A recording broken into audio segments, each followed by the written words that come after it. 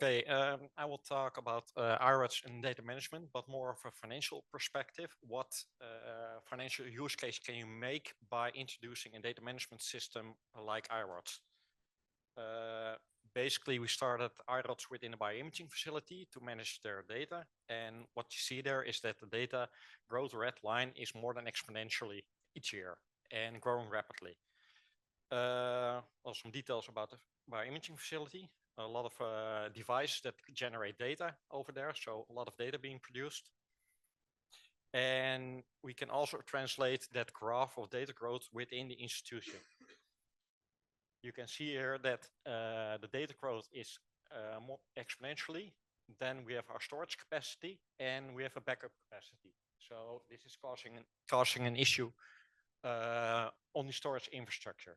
So if we want to keep up with these lines, we have to invest heavily and keep investing heavily if we don't manage the data. So, and yeah, how can we manage the data currently? The Windows Explorer. So not a very good solution, a sustainable one. So what do we want to do? We want to implement a data storage infrastructure managed by a research data management tool. In this case, we chose an iRODS for this. And we're using the storage tiering capability of iRODS. So this will allow us to introduce different types of storage with different types of cost attached and distribute the data accordingly to storage tiers. Well, what do you then get? If you really look at the numbers, because these are numbers out of our storage environment, you see that 80% of our data is called inactive data. Just like Emir said, a lot of the data is called and not being accessed anymore. We see that a lot throughout a lot of institutions, the same numbers popping up. So if 80% of your data is inactive and 20% is active data, if you keep all the data online and our online costs are 200 euros per terabyte per year, you end up with a big number of 350,000 euros a year on storage cost. If you tier the data correctly and manage the data correctly, then you can divide the online storage and archive storage, and then it will only cost you around 100,000 euros a year. So you save around 240,000 euros a year just by doing basic RDM based on access time. We still have a lot of old data. There the same story goes.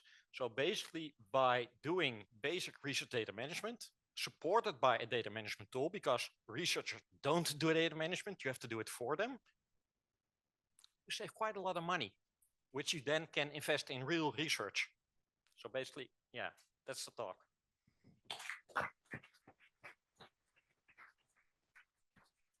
Do we have any questions?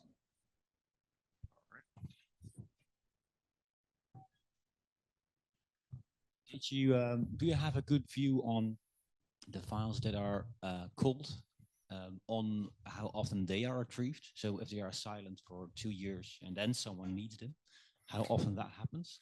Yeah, and that's a bit on the experience that we're now getting, because we actively are already manually archiving files and for about a year now, and it's a couple of % that's being retrieved. Also, if you take a delta between the creation time and the last access time, around now we monitor this for a year, we don't see that big of a gap. It's only percent-wise what's data that's being reused. Yep. Question in the back. Hi. Do those numbers also include the cost of the, the team of experts that you need to manage your infrastructure? This is only the hardware part. And if I have less hardware, I also have less people.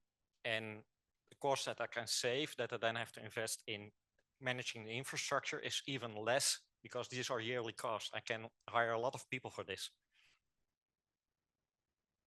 All right. Any other questions? Oh, okay, we got one over here.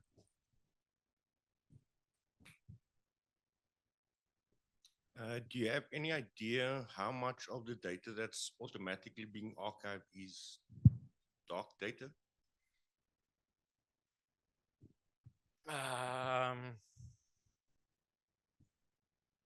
I think a lot would be safe to say.